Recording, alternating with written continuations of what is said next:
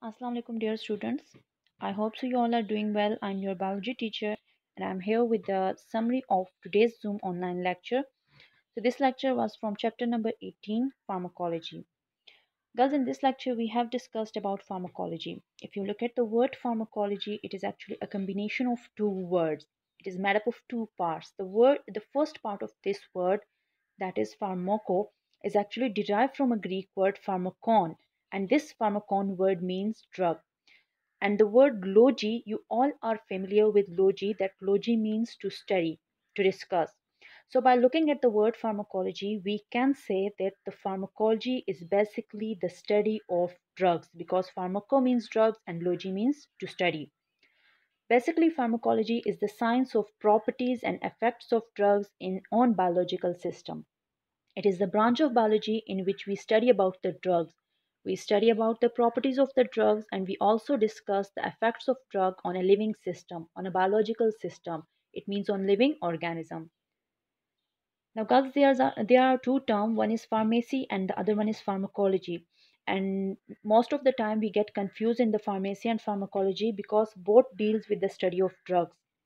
But actually, pharmacy is the science of preparation and dispensing of drug, while pharmacology deals with the properties of the drugs. It is the science behind how drugs produce their effects on the body and what the body does to the drug. Now the question arises, what are basically drugs? So dear students, whenever we hear the word drugs, we always think about some illegal substances of abuse. We always think about alcohol, etc., narcotics, etc. But not all the drugs are illegal substances. Drugs mean any chemical, any compound that can modify the biological function of a living organism. It means that drugs can be of positive and drugs can show some positive effects, and drugs can also show some negative effects.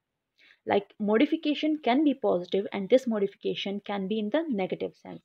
Drugs include medicines as well as chemicals such as caffeine, alcohol, illegal substances of abuse, and toxin. Now, you all know that medicines are used for the benefit of the human body. So, medicines are those drugs which have some positive effect on the body, while substances like alcohol, illegal substances, toxin, etc., they have some negative effect. So, basically, drugs include both of the substances. Any compound which can modify a living body. That modification can be in term of positive sense and it can be in negative sense. Okay, now coming toward medicinal drug. Medicinal drugs are those chemicals which are used, which modify the body in a positive sense, like any chemical substance which is used to promote healing, which cure disease, which control or slow down progression of a disease, which prevent disease, which decrease complication, or which reduce excessive harmful activity in the body is simply termed as a medicinal drug.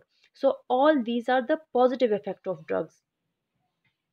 Now coming toward routes of drug administration, we can take drug by different method. Like some drugs can be inhaled, we take them through our respiratory passage. Now there are some drugs which get absorbed in our skin like ointment, etc.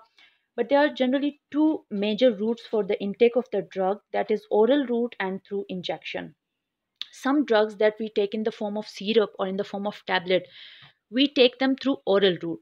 From the oral route, the medicine or the drug is first taken to the digestive tract, and from the digestive tract, this medicine or this drug get absorbed in the blood.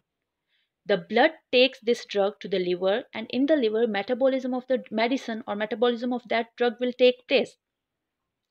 As a result, some metabolic products will be formed from that medicine. Then liver will give this metabolic product to the blood, and from the blood, yeah, through the blood it will be carried to the target tissue, right? So in the target tissue the drug will show its action. The second route is actually through injection. uh, Drugs are also injected in muscles or in veins. If it is injected in muscle, then we call it intramuscular, and if it is injected in vein, then it is termed as intravenous. This route is much faster. It shows faster action because it bypasses the route to liver, and the entire drug is transferred to the target site. Not only the metabolic product, but the entire drug is transferred to the target site because it skipped the route of liver. And in the liver, metabolism of drug takes place on, and only the metabolic product from the liver is transferred to the blood. But here, as the route to the liver is skipped here, that's why the entire drug is transferred to the target site. Now coming towards sources of medicinal drugs, mostly the medicinal drugs are obtained by trial and error, and they are obtained from different sources like plants, animals, minerals, microorganisms, and some are synthetic. Mostly the medicines are obtained from plants, like we all know about quinine. We have studied it in the class 9 chapter number 2 in the topic of malaria. It is used for treatment of malaria, and we obtain it from a plant. Similarly, ascorbic acid, vitamin C, is also obtained from lemon, etc. Digitalis, which is a drug, it is also obtained from foxglove plant.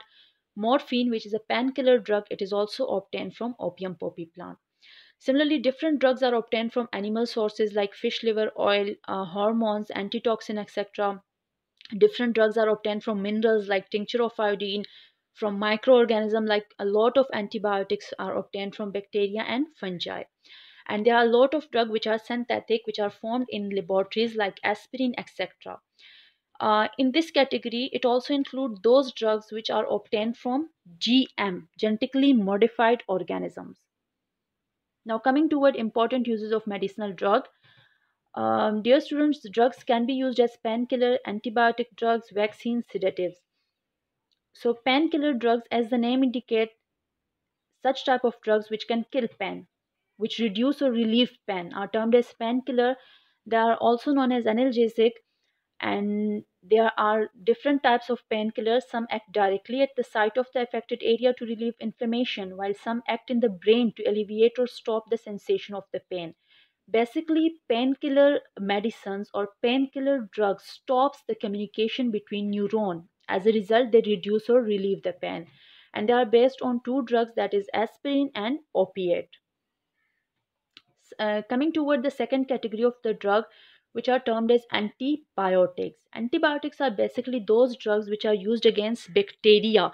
They kill bacteria or stop the growth of bacteria. And the first antibiotic was penicillin. It was discovered by Alexander Fleming, and it was accidentally discovered from a mold culture that was penicillium. That's why it is termed as penicillin. Antibiotics drugs only treat bacterial infections. They are useless against viral infection and fungal infection. And actually, the antibiotics drugs are obtained from the bacteria and from the fungi, etc. Now, coming toward the third category of drug, that is termed as vaccine. Vaccines are simply substances which produce immunity against a disease. They can stimulate our WBC, they can stimulate the production of antibodies. As a result, the person who take vaccine will get immunized against a certain disease. Vaccines are used for different types of diseases, like there are vaccines for the polio, there are vaccines for the hepatitis, smallpox, etc. Okay, the last category of drugs are termed as sedatives. Sedatives are drugs that slow down the brain function. They block the brain chemicals that conduct communication between brain cells. In fact, they block the neurotransmitter. Neurotransmitter are the chemicals that conduct communication between the brain cells. So they stop the communication between the brain cells. As a result, they induce calmness, they induce sleep, and reduce overthinking and anxiety. But the sedatives drugs are addictive drugs. If they are taken for a prolonged period of time, they can cause addiction, they can cause physical dependence. And there are different sedative drugs like diazepam, like phenobarbital, etc. So this was all about today's lecture. Thank you so much.